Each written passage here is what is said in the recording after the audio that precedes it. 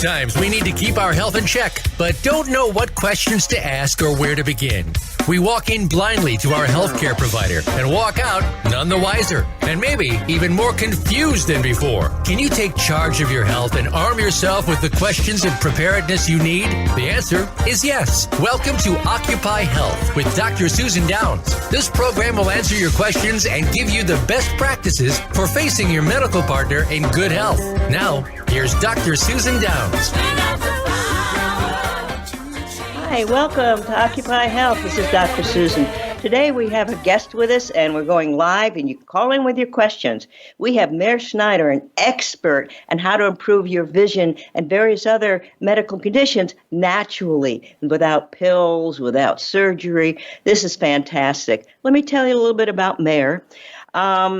He is a world scholar in the area of natural vision improvement and self-healing through movement. He was born with congenital cataracts to deaf patients, and he only saw like 10% out of his eyes because of the cataracts. And he was reading Braille and started doing exercises when he was young, to the point that he improved his vision to the point he can get a driver's license. He teaches worldwide, and people come from all over the world to his school and center in Ocean Beach in San Francisco. He's the author of Yoga for Your Eyes, also a book on natural vision improvement and motion for self-healing, Awaken Your Power of Self-Healing, and Vision for Life. He's got many books and programs, and he will also be on the Silicon Valley Health Institute on next week on the 19th. You can look that up on, that's today, next week. And you can look it up on, anyway, he sent that information out. So welcome there, and call in at 866-472-5791. And do we have any questions? Okay, so nice to be on your show, Susan, and I hope to answer any question if anyone calls. I just want to say it's an interesting outlook that we have, and I am attempting to train new kind of practitioner. I'm going to do it as of August 4th. To August 16. We have a training course, which is the beginning of my program. And my courses want to train a new practitioner that will be partner of a client, which means this is exactly how my courses work anyway. And that is to find from the person what the person needs in terms of their health program, and especially in our case, movement and natural vision improvement program, and to build up kinesthetic awareness, deep awareness of the body, that can lead to a process of vitality throughout life. And this is what doesn't exist enough in medicine or in the attitude towards doctors. You normally go to a doctor so the doctor will fix what's wrong. And there's a place for that. Sometimes there is a, retinal detachment. That's when we want the doctor to really fix that. Sometimes you get totally blind from cataract. We want the doctor to remove that. But then you still need to return to the vitality of the body. And what we have learned is the most important thing is the attention we can give to the body, which means find ways for the body to be comfortable, find ways to move in a comfortable way, find ways to strain, but not to strain too much, because if you do that, you destroy many organs in your body, including kidneys, digestive organs, and many others. So the point is, what we need to learn is how to move at ease and to move a lot, because we really believe that movement is life, and to work side by side with the client. We teach the client something, then the client comes and teaches us something else. We teach the client, and then the client teaches us, and it goes back and forth this way until we are in a place that we feel that there is vitality. And if people come to me simply to repair a specific symptom, even if I succeed to help them repair that, the question comes, what happens later? Because when one symptom goes away, another one comes. And the most important thing is to develop in them discipline to work on themselves and intuition with which they can work with themselves. This is the most important thing. And so when I have a feeling that a person builds up the right intuition, I know that what I've shown them will be useful for the rest of their life, and that it will prolong their life and increase the will increase the quality of life, because they feel if today is a day for them to run, if today is the day for them to walk, if today is a day for them to rest, they would feel all that and not just try to help themselves like robots. And I think the result could be just tremendous. Okay, we do have a question, but I just want to comment that I so agree with you as we're partners, because I tell every patient I have, I'm your partner, I'm your coach, I'm your cheerleader. My job is to give you information. You're in the control for your healing. So let's bring on Russell, who has a question from Brooklyn. Welcome, Russell. Hi, good morning to you all. I want to thank you for welcoming me, Dr. Downs and Dr. Schneider. I was just listening. A good friend told me I should call in and talk to you all and listen for some treatment. So just to let you know, as I was listening to you, should I call you Dr. Meir, Dr. Schneider, or how? No, you can call me Meir. I'm your friend. So go ahead. What's your question? All right, Meir. All right, Meir. So, again, my name is Russell. So, to just let you know about what's happening with me, in 2015, I was diagnosed with, my retina was peeling off of my cornea, and I also had a very aggressive form of glaucoma. I've had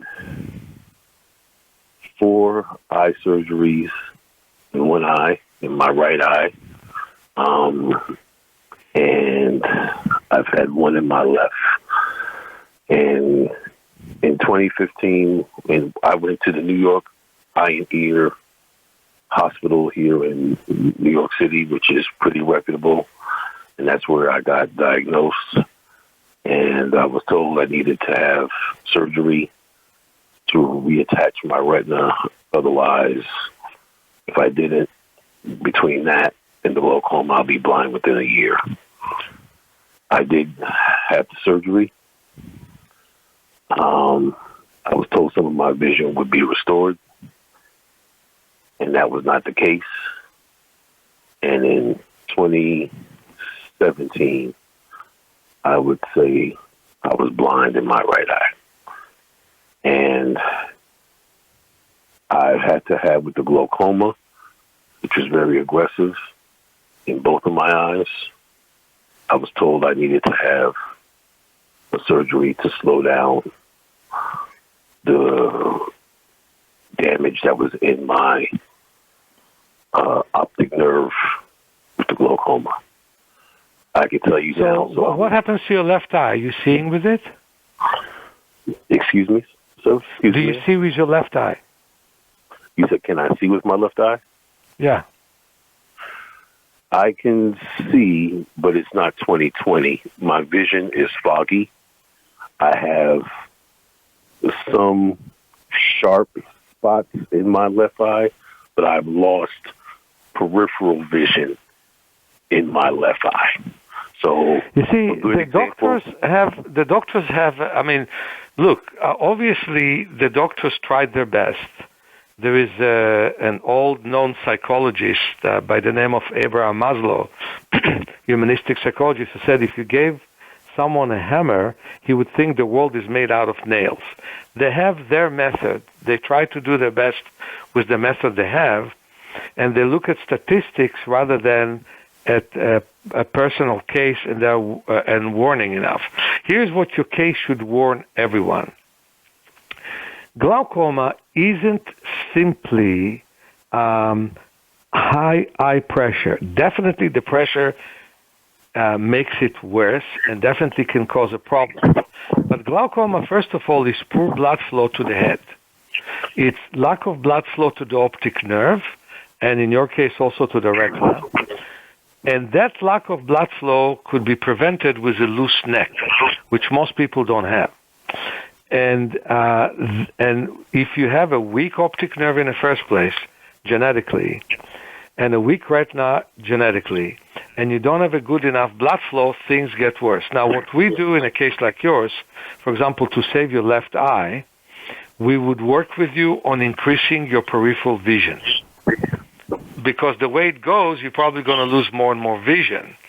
But if you learn my method, we would work quite a bit on increasing your peripheral vision and increasing the sharpness in your left eye. We would also try and see if we can create light sensation in your right eye. For example, we have a case of somebody with glaucoma, corneal problem, and retinal detachment that one of my practitioners, actually Susan knows her, Jeanne, was working with her the other day, and she was sure that one of her eyes is blind, and then they discovered there's some vision there.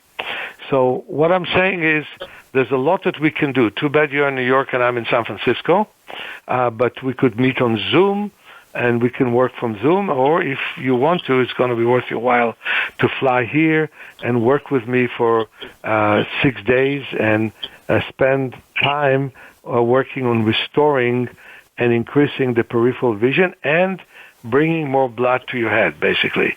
And that is by loosening your neck. Any hits you can give him that he can practice before he can get in hold with you?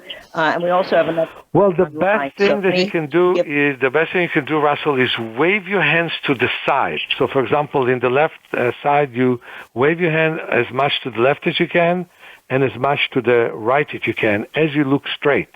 So when you wave your hands, movement is what wakes up periphery. But we also have the exercise of palming, which we do almost in every session. We're going to have on the 24th a free session with Susan next week.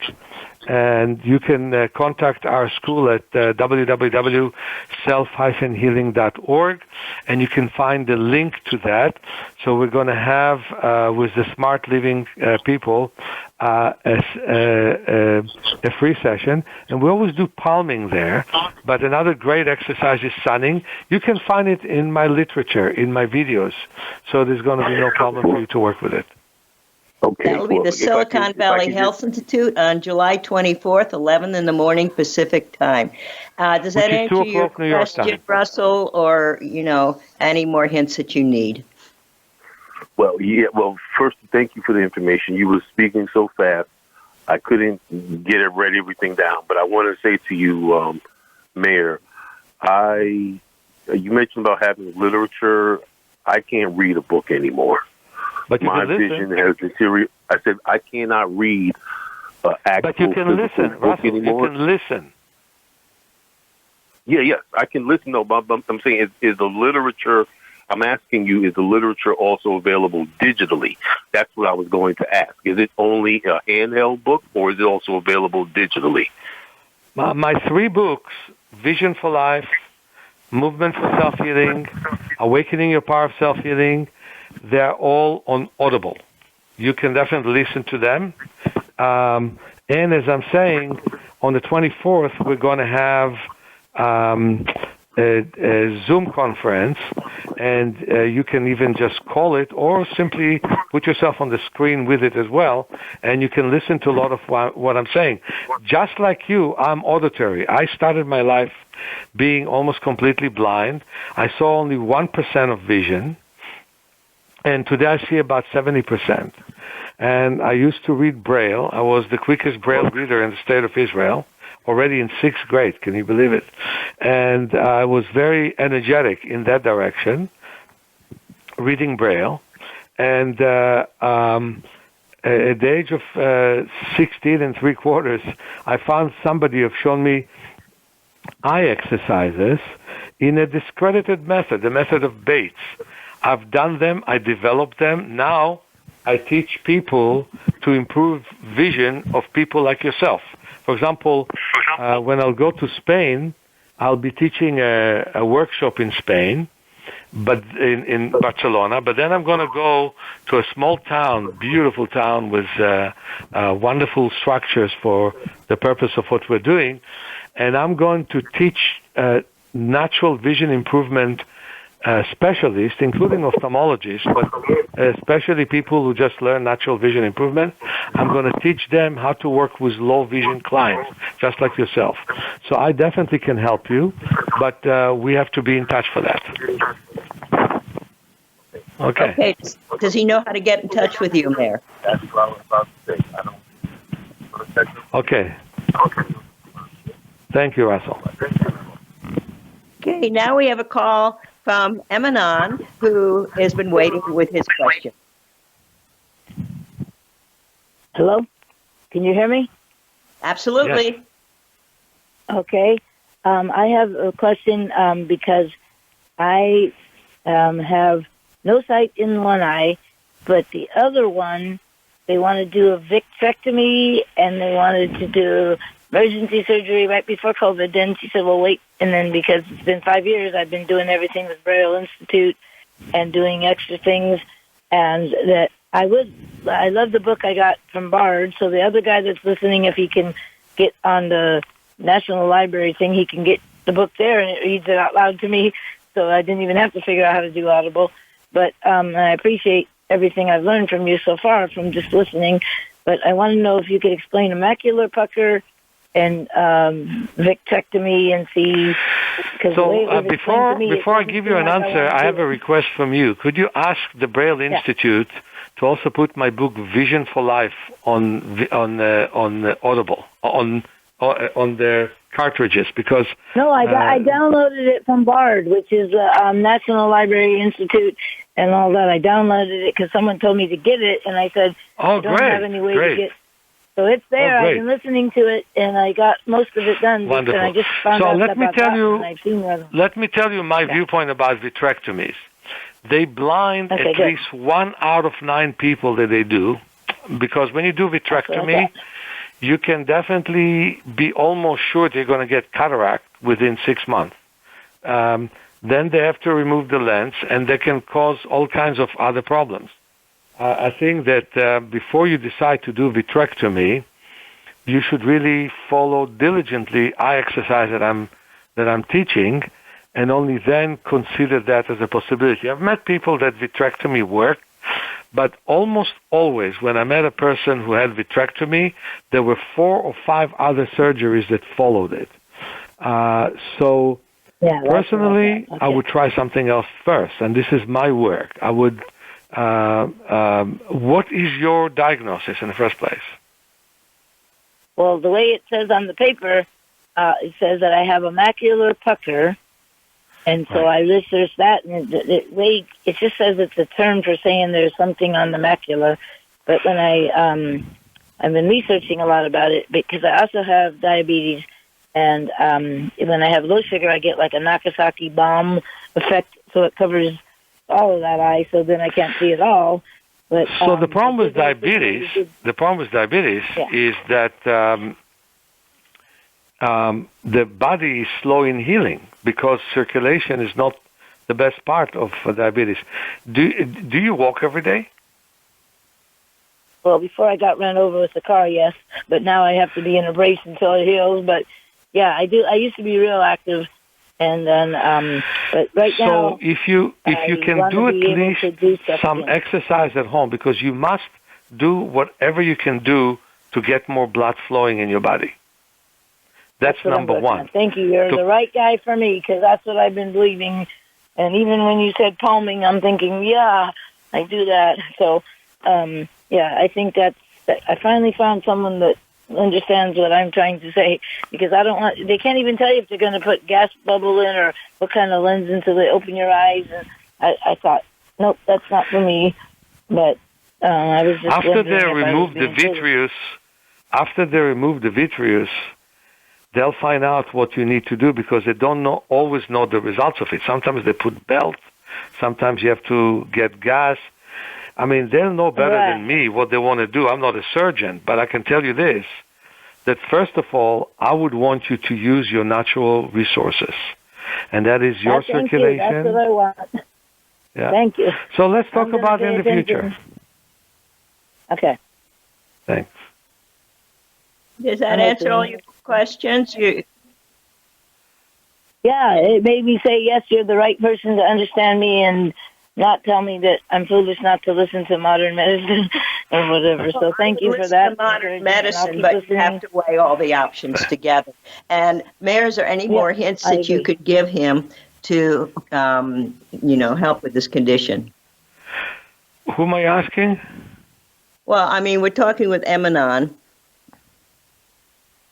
Okay. Anyway. Well, let me explain to you something. I cannot do all I can do in person on the radio, right? Okay. Well, let's go next to the next caller. We have Mariana from West Vancouver, Canada. So, Mariana, what's your question?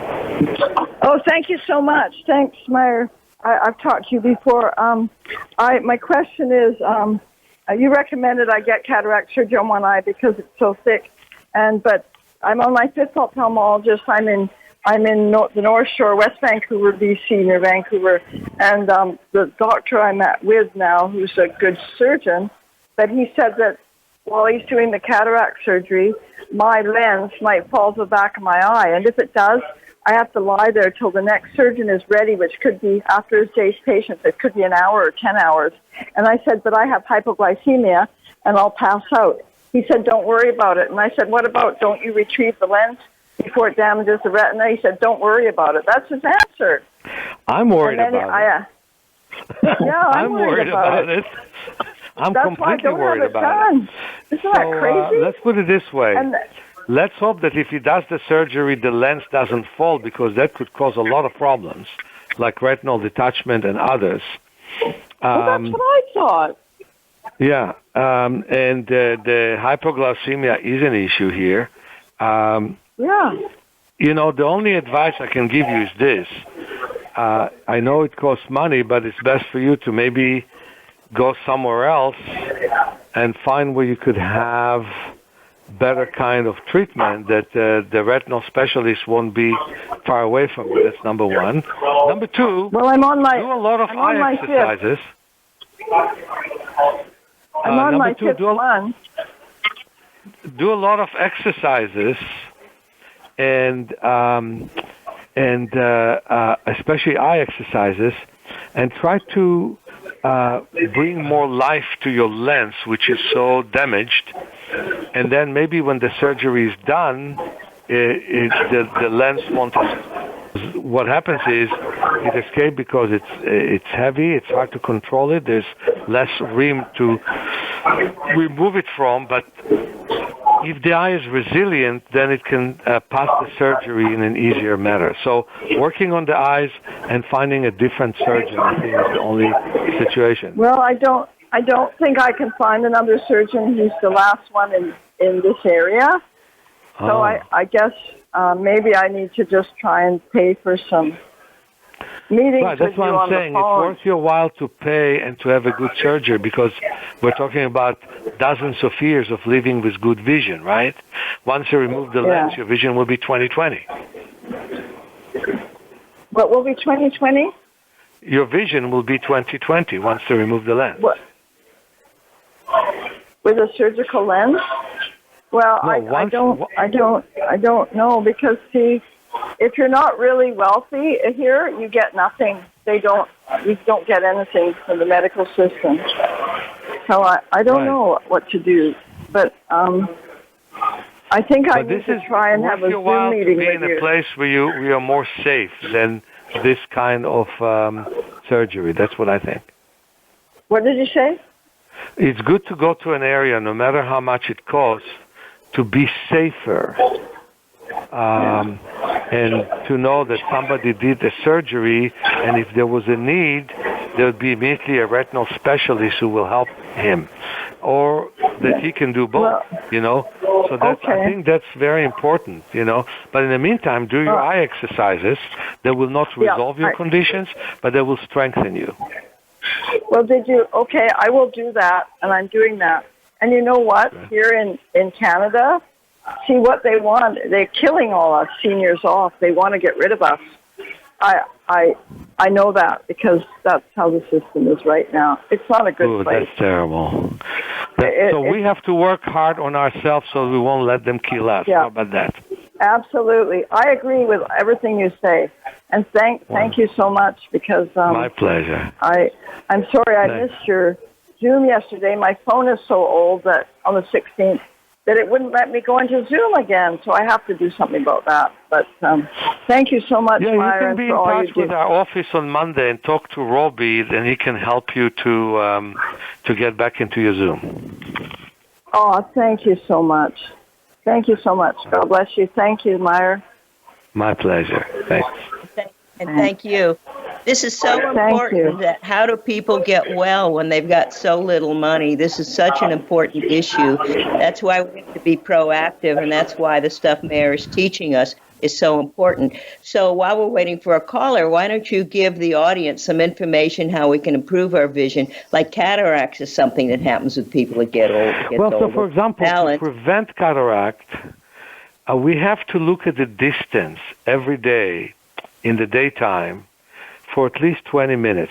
Too many people have worse vision these days. In fact, I had a Zoom session this past Tuesday, I think, and a very nice lady said that her vision deteriorated, and she was afraid because she has closed angle drainage of her eye. She still doesn't have any symptoms, and hopefully she'll never have symptoms. And I said, your vision got worse once the pandemic came, not because of the pandemic, but because we were all looking at the computers, and we were looking from near a lot. And this is exactly what eventually causes cataract. Two things. Number one, the doctors tell you that everybody is destined to have it. So then people have it because they're being told that. But the second reason is people don't look enough at the distance. We look too much from near. And I think it's very, very important for us to spend 20 minutes a day, 4 to 5 minutes at a time, to look at a distance. Every time, this beautiful days that I have in San Francisco, I go to the beach and I look either at the time of sunset or when there is twilight at the beautiful ocean. I look at the waves coming to shore. This morning, before this radio show, I went to the ocean, took a long walk, and then I walked inside the water and really enjoyed. The water wasn't too cold. I was about to bathe, but there was too much debris. I decided not to do that.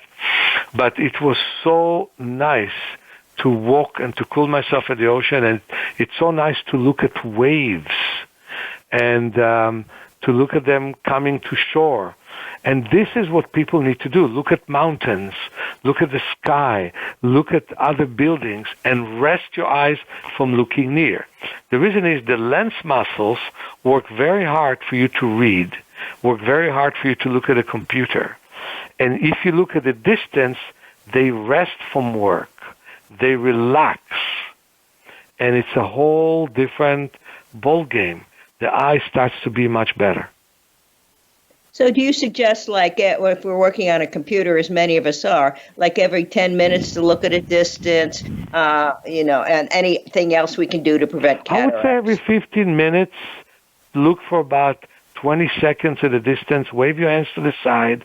If you don't have a distance, if you're in a cubicle, at least look at the end of the room, give your eyes rest.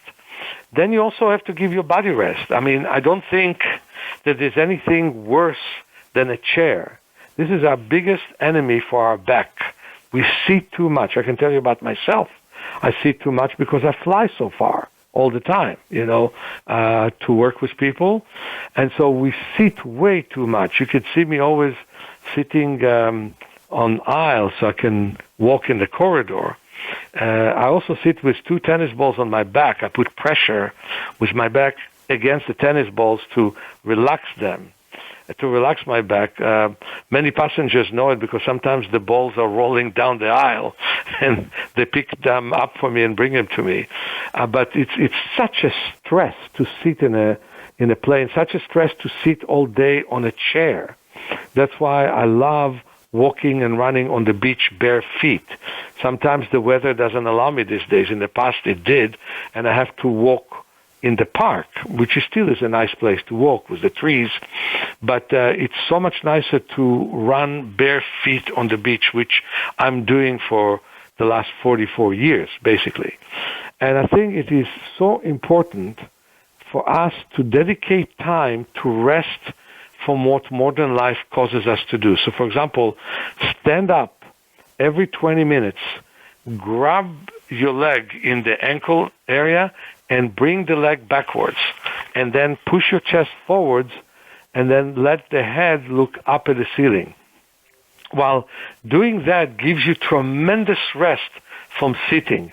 And all you have to do it 20 minutes every half an hour. 20 seconds every half an hour, 10 seconds a leg, and the back will feel so much better and so much, it will have such a rest from sitting all the time. I think it's so important. And it's important for us, when you reach your 50s, to never have a day that you don't walk at least an hour. You can walk 40 minutes in the morning, 5 minutes in the middle of the day, and then 15 minutes before you go to sleep. This is what I do when I walk to the ocean these days and look at the waves. Other days I don't go to the ocean. If it's winter, I just take a walk. But it's so important to rest from being at home, to breathe fresh air, and to rest the body from sitting. You were mentioning back pain. So what can one do for muscular lower back pain? Quite a few things. So first of all, I mentioned the fact that our biggest enemy is our chair. The second biggest enemy is shoes and cement. We have no choice about it. We have to walk with shoes and we have to walk on cement. So first of all, a lot of feet rotation would be a great thing. Like rotating the feet 100 times to each direction to make a big difference. Then moving the knees in rotation. The lower legs, in rotation, massaging the knees. And then, if it's possible, even on your chair, you can move in rotating motion. Doing skin rolls on our back could be good. Massaging our back could be good on our own. Lying on your back and bringing your knees to your chest depends how the hips feel. But massaging the lower abdomen with our fingers and then bringing the knee all the way up to the belly or to the chest could be very useful. And of course, I have a lot of explanation in my book, Awakening Your Power of Self-Healing. And we'll do a little bit of back exercises in the Zoom meeting that we're going to have the 24th of the month. And also, walking backwards is a very good thing for the back.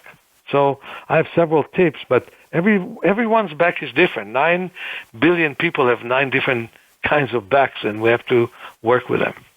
One thing that I'm writing in my book, Taking Back Your Back, which is going to be published probably in the beginning of next year, is that we need to work on our back from early childhood. So when you reach your 80s and 90s and 100 years, your back will be much looser. But you have to work on it daily from the beginning of your life, basically. Wow, very complicated. What about balance issues? Because as we get older, our balance kind of gets wobbly. Right. So, and I agree with you completely. First of all, flexibility helps balance. So the more your back is flexible, the more balance you have. Second of all, challenging ourselves and being out of our comfort level. So, for example, if it's hard for you to stand on one leg without holding something, stand on one leg every day for a minute or two, so your brain will start to connect to the fact that you can stand on one leg at a time. And also moving the leg in rotating motion around a chair, that could be good. Depends, if you have great capacity, then around the back of the chair. If you have small capacity, around the front of the chair. So moving the leg in rotating motion is a great thing. And building up good calf and shin muscles so you can lean very well on your legs would be a good thing. You're saying something very important that actually justifies what I was telling you before you said it's complicated. And let me explain to you something. If you allow the body to become stiff with time, if you don't work on your body on a daily basis like I did this morning, then the end of this is that you become more and more rigid with time. Out of the 640 muscles that we have, we work between 50 and 75 of them with great tension. And so the body grows up very tense and with time very rigid, and it's easy to lose the balance. Also, the brain doesn't get the circulation it needs in order to build up new cells, which it can and does. So what we have to do is make sure that our joints have good synovial flow in them. We have to make sure that our blood vessels opening up all the time, and we have to make sure that we always breathe deeply. That's why I said we have to work with partnership. If you came to me for sessions, I would want to know where you are now, what is your next step, and how do we need to work on it. So if balance is an issue, we have to find out what exactly triggers a change. So I'll give you an example. Standing on one leg for a short moment. That could trigger a change. Walking backwards and being comfortable walking backwards. Of course, you look before you walk backwards, but being comfortable. Making sure that every one of your joints is moving. I just had a client that had brain damage as a result of taking too many drugs and falling, and he had a bunch of surgery. And walking forwards, he was a little bit out of balance, and he was walking like a robot, like one leg here, one leg there. When I taught him to walk backwards, then he walked forwards much better. Because the body the mind never tries to walk backwards. We didn't learn in society how to walk backwards properly. But with time, we made ourselves very rigid, and that rigidity made us walk in a very, very constricted way. But when you walk backwards, you walk the way that you would have walked when you were a toddler. You never learn how to walk properly good backwards. And that's why you walk naturally backwards, and you teach your brain, after walking backwards, to walk forwards much better. So working on ourselves daily is very important.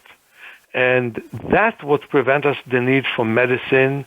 That's what prevents us from having many symptoms. And building a good intuition and working ourselves makes a huge difference. Would strengthening a core, such as through Pilates, be helpful? Yes. My only question with Pilates is they overuse the abdomen. I have a strong abdomen. I want everybody else to have a strong abdomen. But I don't want my abdominal muscles to tense me up with whatever I do. I want to be flexible. I want my back to be straight. And I want to, I think Mr. Pilati did a very good thing for the world. But the only thing that I would like to talk about is I think we need to work a lot with our peripheral muscles as much as we can. Can you tell me more about how you work with your peripheral muscles? So, for example, I teach in all my classes to move people's toes. People basically have paralyzed toes. We paralyze them by walking in shoes on cement. We paralyze them by not paying attention to them. But pay attention that Jimi Hendrix was able to play the guitar with his toes. And sometimes people who are unfortunately armless or have short arms taught themselves to feed themselves with their toes. So they had loose hip and had good activity with the toes. So what we need to do is mobilize the toes one by one. Otherwise, the ankle becomes stiff, and that's true about most people. The ankles are stiff. And then the knees become stiff, and then the hip joints become stiff, and then the lower back becomes stiff, which affects our digestive capacity adversely, because if the lower back is stiff, you're impairing the passage of food and you are slowing down peristalsis, since the abdominal muscles have a lot to do with the back. If the lower back is stiff, so is the middle back, and that affects our heart and lungs.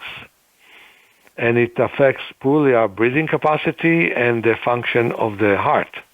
And then if the middle back is stiff, the shoulders become stiff. And if the shoulders are stiff, so is the neck.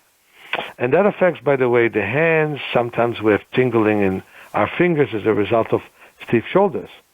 And if your neck is stiff, you don't get enough blood flow to the head. From there, you have most blinding condition, like we heard today from at least two of them, that poor blood flow, in my opinion, and there a lot of problems started to occur.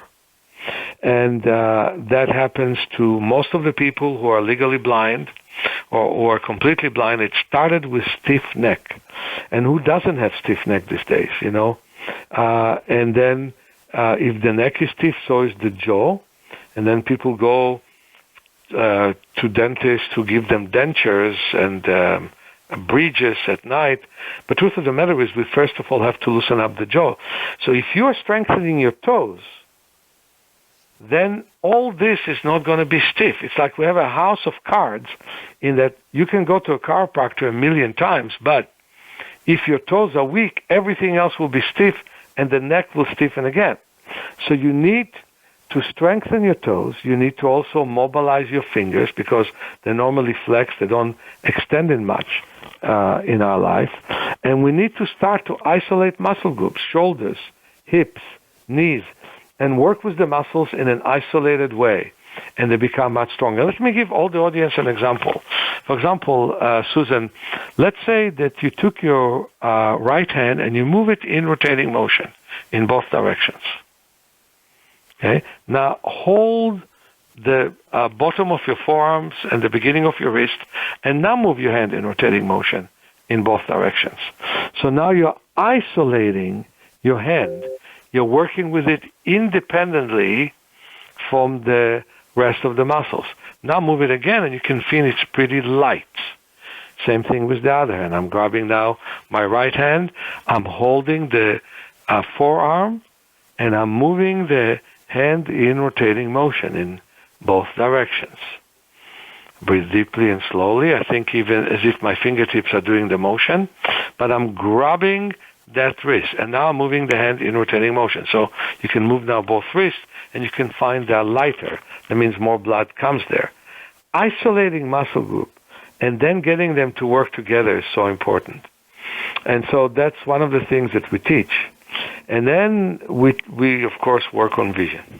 Well, you mentioned the progression can go through your body starting from the toes, but can't it start from any particular part of the body? And obviously everything's interconnected, and the body's always making adjustments, for if something's off, we're compensating by shifting in other directions. So if this progression of, deterioration is starting from other patients, what do you recommend? Absolutely. You could have very, very stiff hip joints, and then don't be surprised if your neck is stiff, Definitely. The progression is over. I've given you an example. What happens if you activate a group of muscles that most of us do not activate?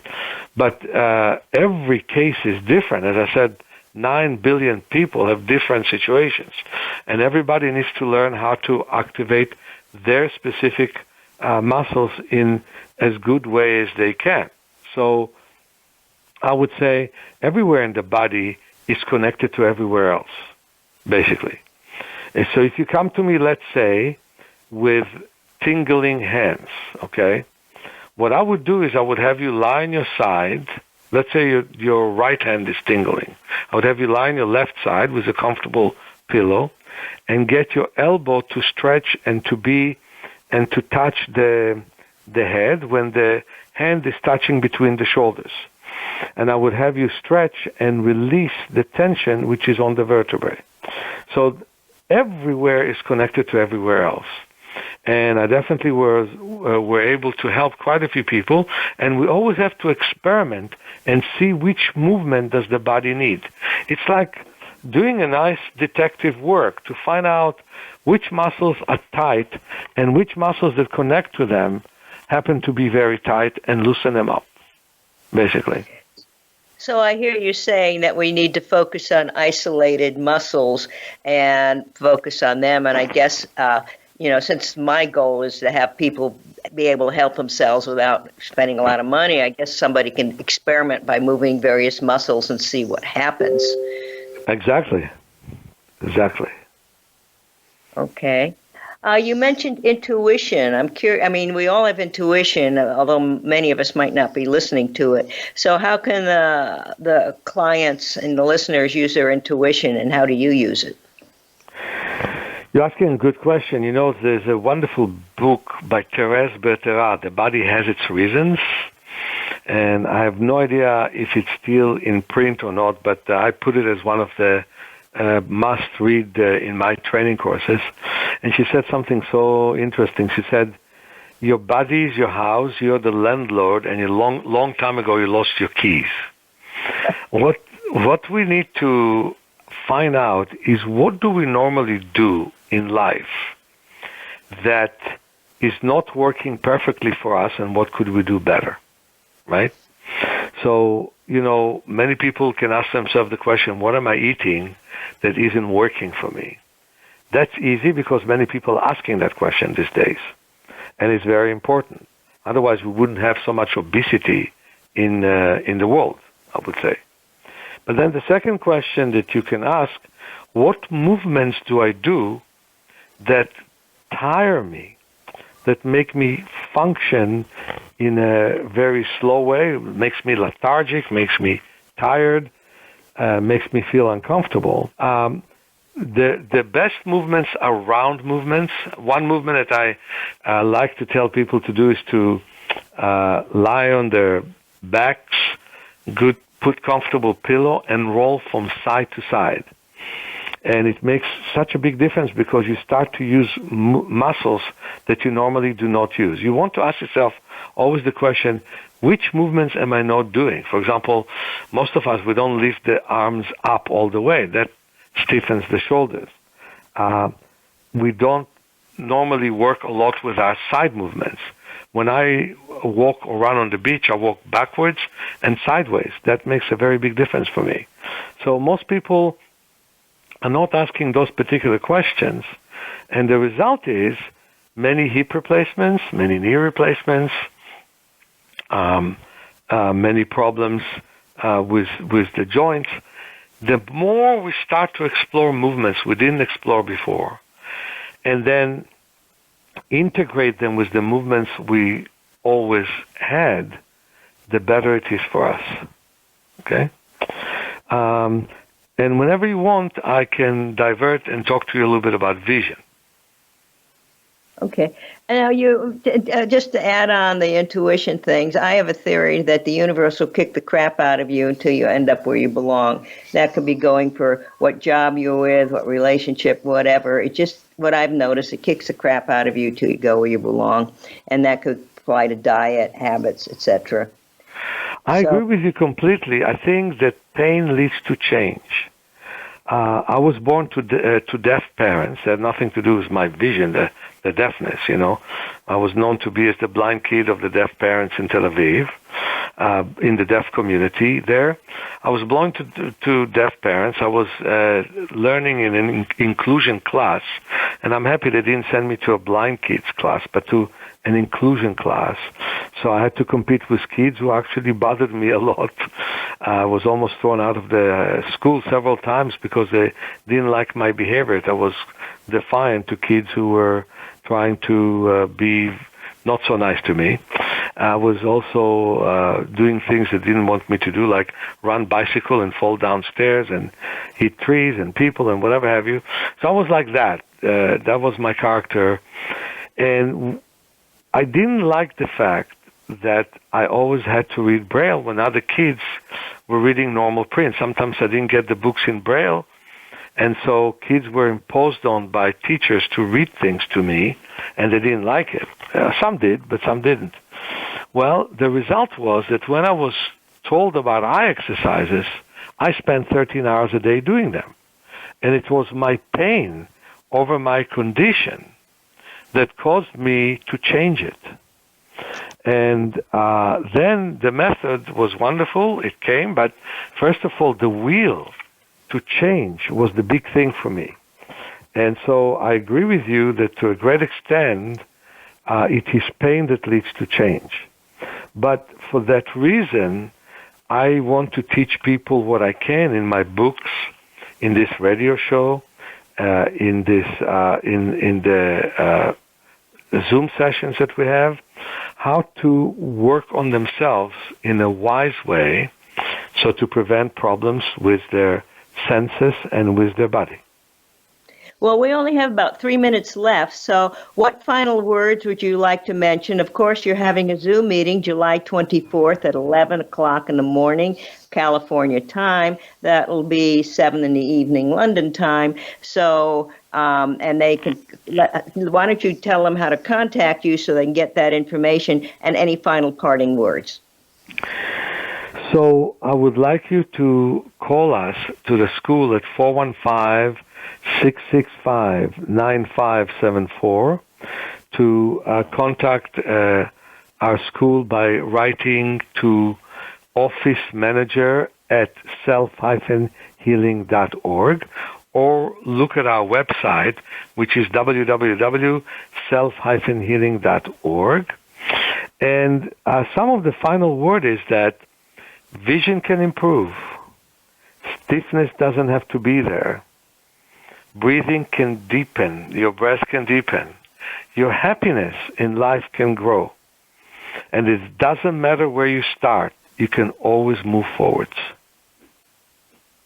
I love that, because the whole goal of this program is to help people be proactive with their health, how they can do things themselves rather than having to wait for a pill for an ill, and how people without a lot of money can make their health a lot better, which will include healthy eating, dealing with stress, good sleep, etc. So I want, the audience, hopefully you'll be proactive. You can contact Meir for more information. I want to thank him profusely for all these things, and share this with your colleagues, and just check everything with your doctor, and we hope that you all be well. Thank you for listening. Occupy Health with Dr. Susan Downs can be heard live every Friday at 2 p.m. Eastern Time and 11 a.m. Pacific Time on the Voice America Health and Wellness Channel. Here's to better health for you this week.